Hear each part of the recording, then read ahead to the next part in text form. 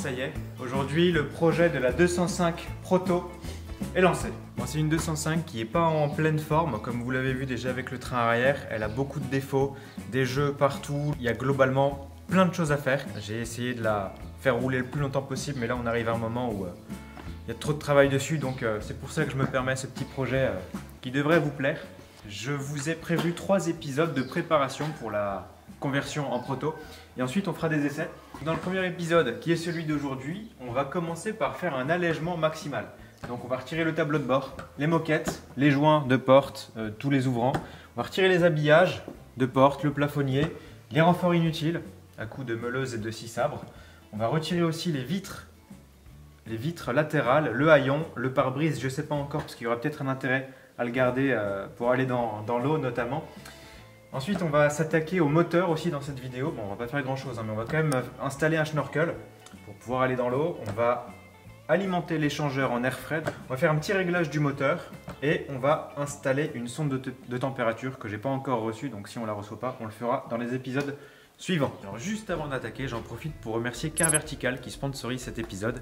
Si tu connais pas encore Car Vertical, c'est une application qui te donne l'antécédent, l'historique de ton véhicule en rentrant simplement la plaque d'immatriculation ou le numéro VIN. Pour l'exemple aujourd'hui, ils m'ont envoyé le rapport d'une 205 et quand on arrive sur l'application, on voit directement que le kilométrage du véhicule a été modifié et qu'elle a été accidentée. Donc on va descendre directement à ce qui nous intéresse, à savoir le tableau de l'évolution du kilométrage en fonction des années. On va le défiler un petit peu. Et là c'est clair, on voit qu'entre 2015 et 2016, le compteur a été rembobiné de 120 000 km et des patates.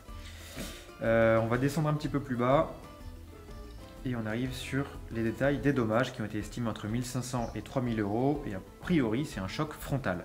Voilà, donc tout ça c'est vachement intéressant quand tu achètes une voiture d'occasion et pour en savoir plus sur la clarté du véhicule. Et en passant par le lien en description, il y a un code promo de 20% avec le code PITOIS. Donc n'hésite pas à en profiter. Et maintenant on passe à la 205. Je déclare ouverte la poubelle d'allègement. Tout ce qu'on va désosser, on le mettra là-dedans et à la fin, on pèsera pour voir tout ce qu'on a pu gagner en poids. Et on va commencer par l'intérieur.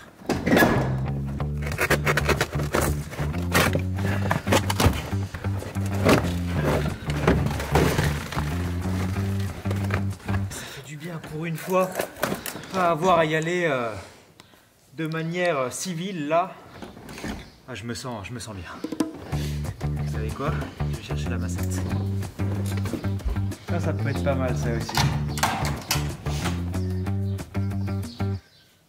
J'ai presque peur de l'abîmer. Bon, le tableau de bord il est complètement dépareillé. On va y aller sans pitié parce qu'il est dans un état complètement pourri.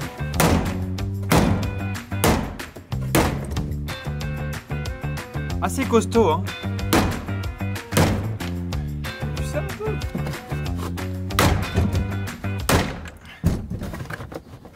C'est solide.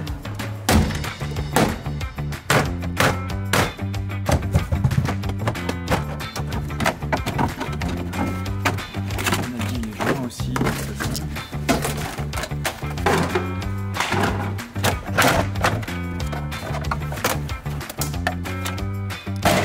Parfois en fait c'est peut-être plus rapide de dévisser les vis. C'est tellement solide en vrai. J'y gagnerai du temps parce qu'il faut quand même les enlever sinon on ne peut pas retirer tout le plastique. C'est une bonne expérience.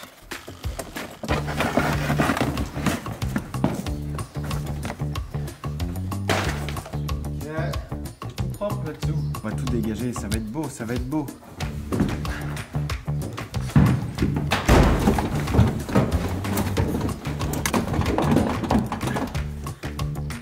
C'est la raison pour laquelle je la vire cette caisse. Il n'y a rien qui marche. Sans déconner. Ah.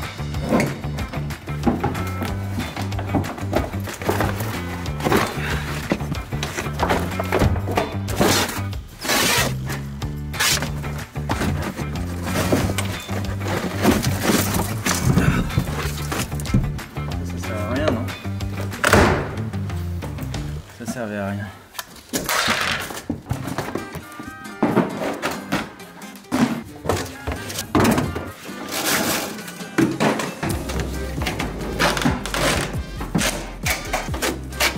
ça d'habitude c'est des trucs que je récupère, hein. Mais là tout est en mauvais état. Les joints ils sont pétés, il n'y a rien qui est en bon état en fait.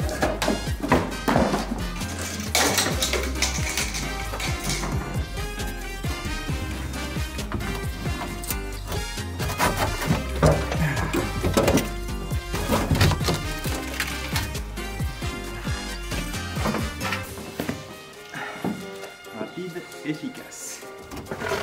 Voilà.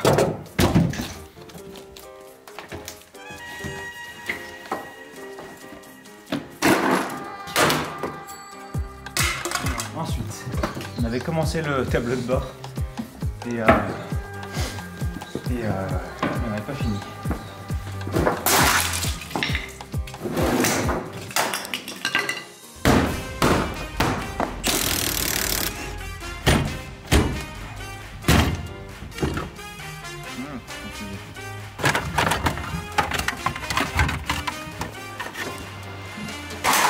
Ici j'avais mis des petits interrupteurs pour le démarrage à froid pour l'avance à la pompe, l'alimentation de l'éclairage avant et puis les radiateurs, enfin les ventilateurs en direct. Je vais tout reprendre pour faire ça mieux.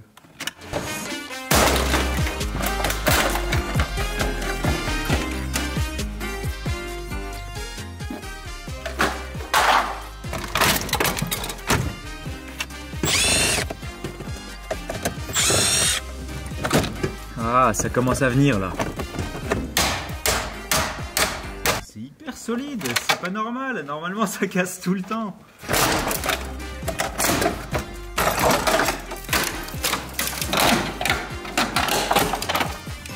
Moteur d'essuie-glace, on va le laisser parce que dans les bourbiers c'est bien pratique quand même pour laver le pare-brise. Le compteur, on va essayer de le garder parce qu'il y a la jauge et la vitesse.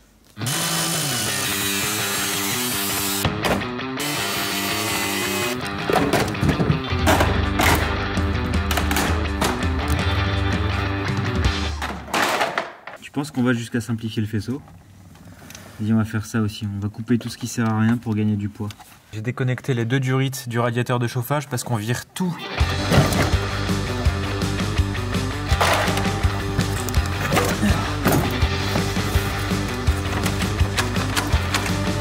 C'est de la folie ça.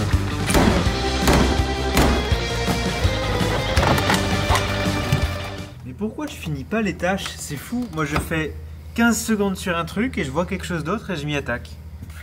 C'est incroyable. Concentration d'une mouche. En vrai c'est fou, j'ai une capacité à me déconcentrer mais... Ouais. Donc maintenant en gros il n'y a plus de plastique, il n'y a plus d'isolant, il n'y a plus rien. L'idée ça va être de refixer les fils utiles. Enfin refixer à base de Rilsan, je sais plus, juste ça je mets. À base de ça, refixer le strict minimum pour que le moteur puisse démarrer et que les essuie-glaces puissent fonctionner si on garde le pare-brise. Et voilà. Pour la première fois de ma vie, je me surprends tout seul et je suis en train de simplifier le faisceau. Donc tout ce qu'il y a par terre, ça dégage. Tout ce qu'il y a là, ça va dégager. Et on va gagner du poids. En fait, quand tu tiens pas à ta voiture, c'est pas si compliqué que ça. Ça y est, enfin ça y est, je suis en train de finaliser l'installation du compteur.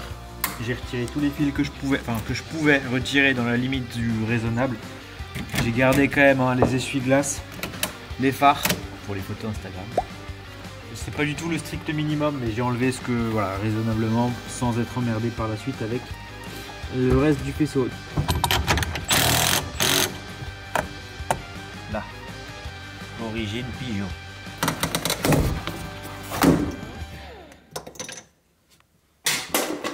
C'est vrai qu'à chaque fois j'oublie qu'il y a des vis. C'est plus facile quoi.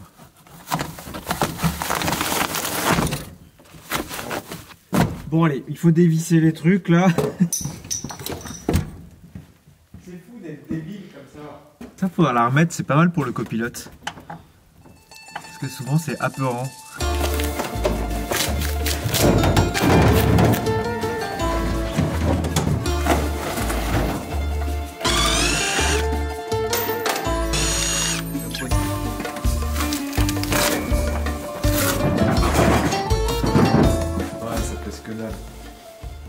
pour le coup c'est vraiment léger et ça apporte du confort, donc couillon hein. On le recolle.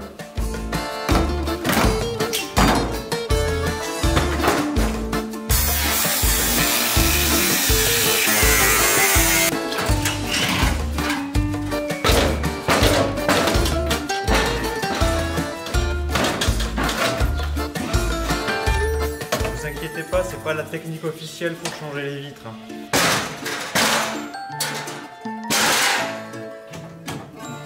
Oh, incroyable. On va raison de plus pour souder la porte plus tard. De toute façon, on peut très bien rentrer par ici.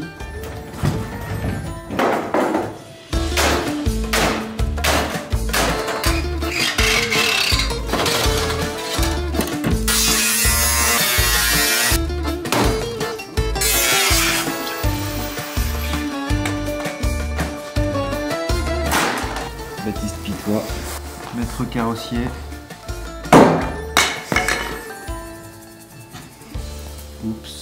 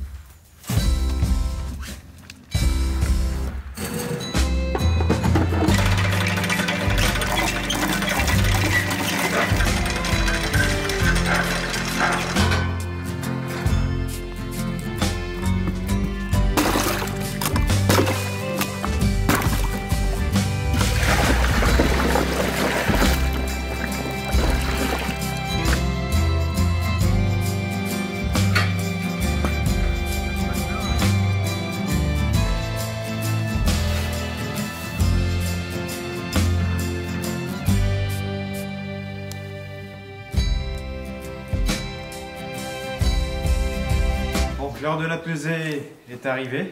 J'ai fait les finitions au niveau du haillon, donc j'ai bien découpé le joint. Et puis j'ai découpé la double paroi en fait du haillon, enfin comme les portes à l'avant, pour gagner encore un petit peu de poids. Donc maintenant pour les amateurs de 205, on va peser un peu par catégorie. Donc ici on a tout le tableau de bord avec le système de ventilation, le faisceau, et il faudra prendre en compte le bac en plastique qui fait 4 kg.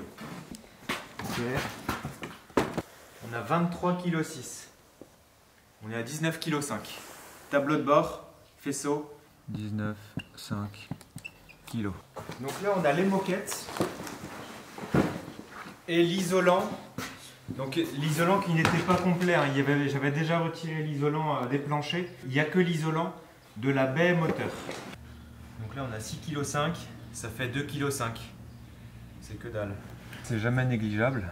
2,5 kg. Maintenant, on va peser tout l'habillage des portes et du haillon.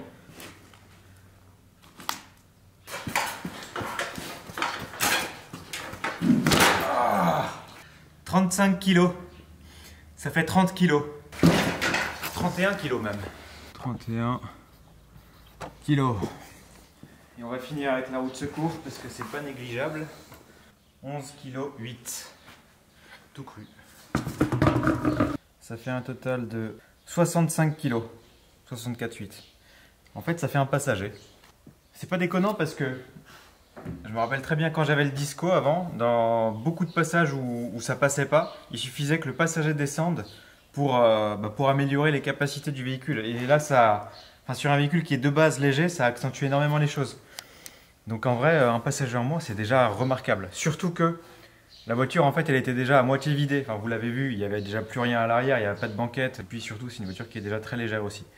Donc ouais, 65 kg, on est pas mal. Et encore, j'ai pas compté l'attelage que je vais sûrement démonter. La ligne d'échappement qui est encore complète avec le gros silencieux, qui pèse une tonne à l'arrière. Je ne l'ai pas compté volontairement parce que derrière, il y aura la fabrication des ancrages à l'avant, le blindage inférieur, etc. Les grosses roues. Donc voilà, je les laisse pour compenser un petit peu et il faudra aussi qu'on découpe les ailes. Donc il y aura de la tôle en moins, mais voilà, on compte pas à nouveau parce qu'on va quand même rajouter du poids aussi pour la préparation.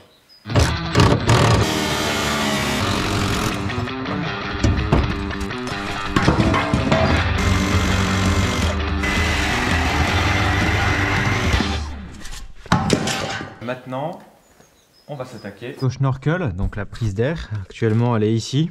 Donc le tuyau, il arrive du turbo. Là, c'est du rigide. Et derrière, on a le turbo qui se cache derrière l'étoile d'araignée. J'aimerais éviter de le faire passer à l'extérieur de la voiture pour éviter de l'arracher si on tape quelque chose. Donc l'idéal, ce serait de le mettre dans l'habitacle. Comme ça, pas d'eau, pas de poussière, enfin moins de poussière. Et en plus, on pourra entendre le bruit d'aspiration du turbo. Bon, je devrais pouvoir trouver mon bonheur ici. On va le reprendre à partir d'ici.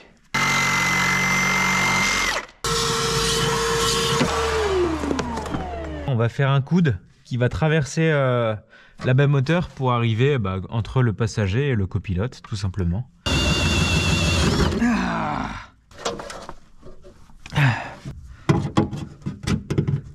On est pas mal là. Cuisine et bourbier.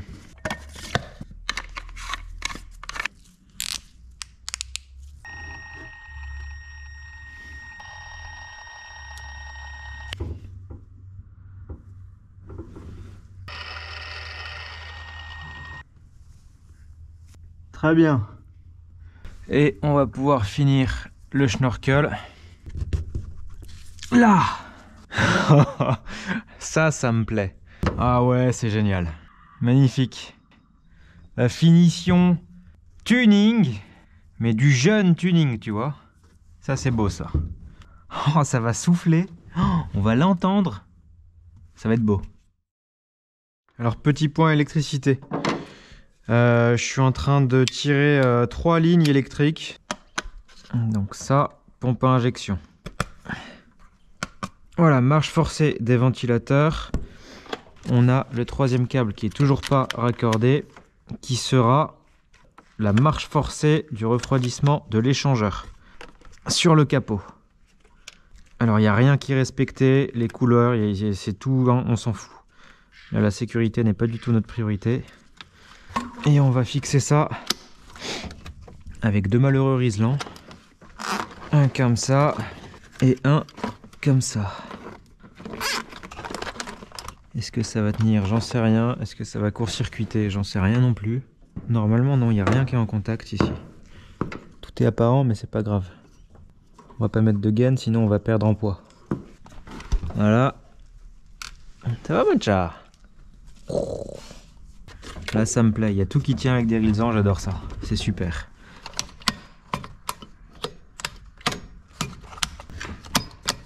Tout fonctionne très bien même. Pour terminer la partie électrique, on va venir intégrer un ventilateur de C25. Je vais l'intégrer dans le capot pour alimenter l'échangeur massivement en air frais.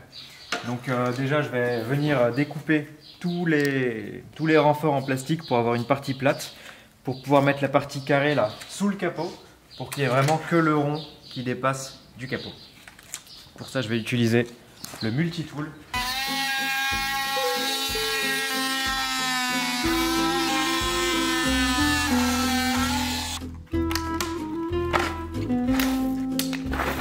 C'est beaucoup plus agréable et facile qu'avec la meuleuse.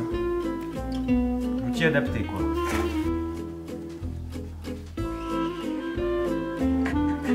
Allez, zou.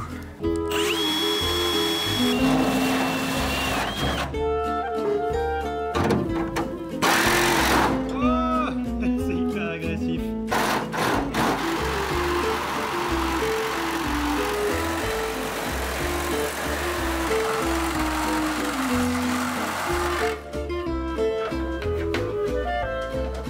Voilà, l'intégration du ventilateur est faite. Maintenant, il n'y a plus que le raccordement électrique à faire. C'est câblé de manière rapide et on s'en fout. On va essayer. Et normalement, ça fonctionne avec l'interrupteur. Donc là, ventilateur, radiateur. Nickel, les deux fonctionnent. Et maintenant l'échangeur.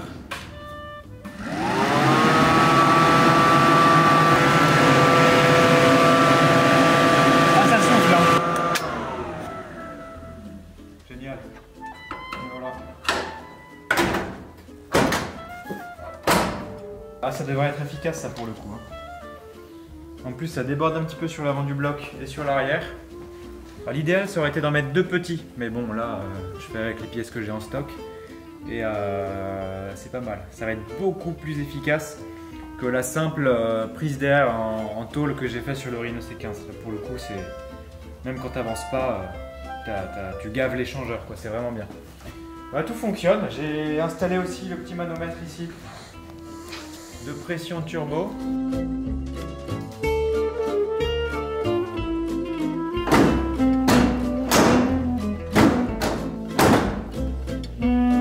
Premier essai. Avant ça froid.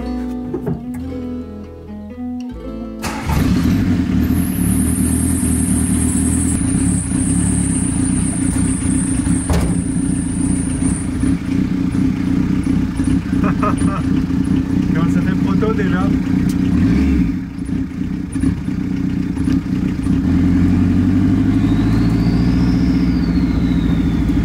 Comment ça siffle! Elle a l'air légère, hein? Et encore on est deux là.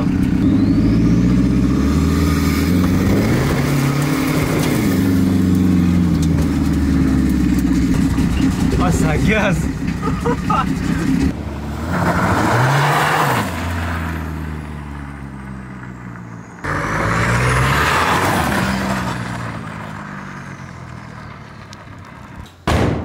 Concluant. Là, l'impression au volant, c'est que j'ai l'impression d'avoir gagné 30 chevaux. Ça vient du fait que c'est beaucoup plus bruyant, il n'y a plus de silencieux, il y a le filtre dans l'habitacle, donc on a l'impression d'avoir d'être au volant d'un gros V8 quoi, limite. Et le poids aussi, j'étais surpris dans l'accélération, là ça s'est mis à glisser dans tous les sens, surtout l'arrière. Vu qu'il n'y a plus de poids en fait, eh bien, ça glisse de partout, c'est presque trop léger. Au niveau du moteur, on devait faire un réglage, mais là le manot de pression turbo, quand je suis pleine charge, il est à 0,4 et c'est pas possible, on est clairement au-dessus de 1 bar, donc je vais pas me fier à ça. J'avais déjà rajouté 2 tours de pression turbo, donc je pense qu'on va s'arrêter ici, parce que si on va plus loin, j'ai pas envie qu'on pète le moteur. Au niveau prépa, on est déjà pas mal. La suite dans l'épisode numéro 2 et numéro 3. Pour ceux qui auraient des idées de préparation différentes de ce qu'on a mis sur le planning, vous n'hésitez pas à me les mettre en commentaire, parce que là c'est mes idées, mais on peut encore améliorer les choses. Et puis pour ceux qui regardent mes vidéos sans être abonnés, pensez à vous abonner, ça m'aide beaucoup. Et je vous dis à jeudi prochain pour la prochaine vidéo. Ciao!